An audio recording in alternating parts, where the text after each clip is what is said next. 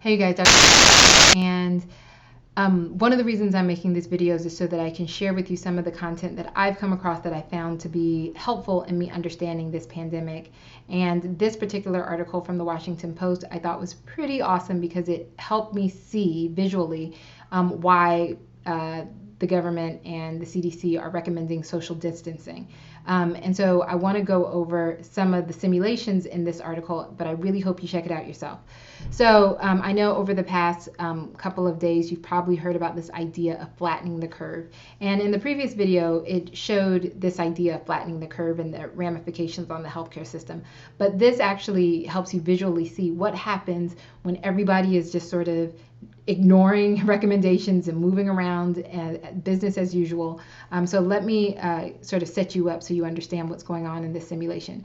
So basically, it's going to start off with a bunch of blue dots, and those will be representing healthy people.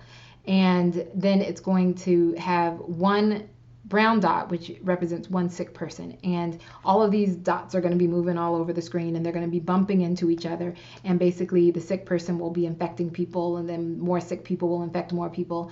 And then over time, and we know about 14 days, people recover. And so the purple will represent the people who are recovered. Now, the people who are recovered now have if they did not die, they now have immunity. And so they can't pass it along and they can't get it again. And so over time, everybody will become immune, essentially. Now, this is not an exact simulation of how it happens in real life, but I think it gives you a good enough idea. But there are a couple of things that aren't really reflected that I should point out.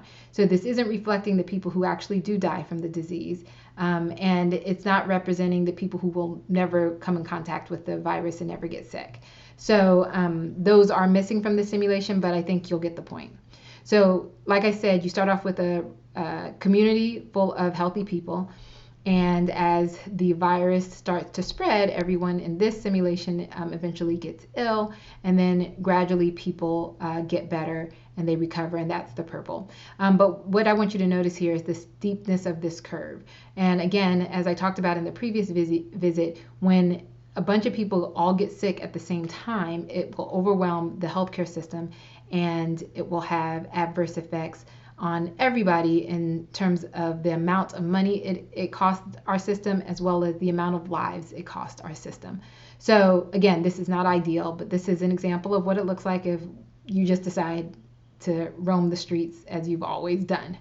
All right, so this example is an example of social quarantining, and it sort of started on its own. Let me try if I can get it to start again. Oh, okay, so it'll start over in just a moment. But here's the idea of quarantining. So we're going to quarantine off everybody who is sick. Let me get it to restart.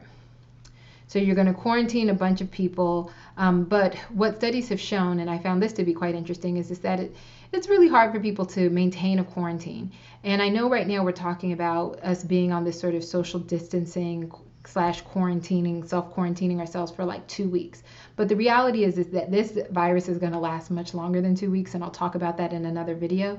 What studies show is that it's really hard to maintain quarantine for an extended amount of time. And so eventually the quarantine will open up, and people who are in the infected area will start to mingle with people in the well population. And the consequence of that is what you might see later on in the year. So I've looked at other models, and what people are saying is that even in places like China or Japan, where they've really been, or South Korea, where they've been able to quarantine people very strictly, once you start letting people back into the population, that what we'll see is a spike in infections later on in the year. So for America, if we were to start a strict quarantine now, we might see a flattening of the curve now, but what we'll see is an increase in that curve later on, maybe come November, December, January of next year. And again, the steepness of this curve will overwhelm the healthcare system. So it's just happening later. And I will also link another video that talks about this too. So this is our social distancing. So as you can see, a lot of the blue dots are not moving. These are all the people who are staying at home, like you and me. And then you have a few people sort of mingling about. And what you see here is what everybody's talking about, this idea of flattening the curve. And basically what we're saying is that, yeah, people will get sick, but they will get sick slowly, and they won't get there won't be this overwhelm on the healthcare system, and that actually saves lives. And I'll talk about why in another video. So in this video, we're just seeing, about, I think they say a quarter of the population is moving around. And so it's showing you what a not very strict social distancing example would look like. The next video is if it were very, very strict. So again, the more people who stay home, the more people who practice social distancing, the flatter the curve. That means more lives saved. And so that is why it's really important for us all to do our very best to abide by the CDC's recommendations of social distancing. And I'll talk about in another video exactly what social distancing looks like in practice.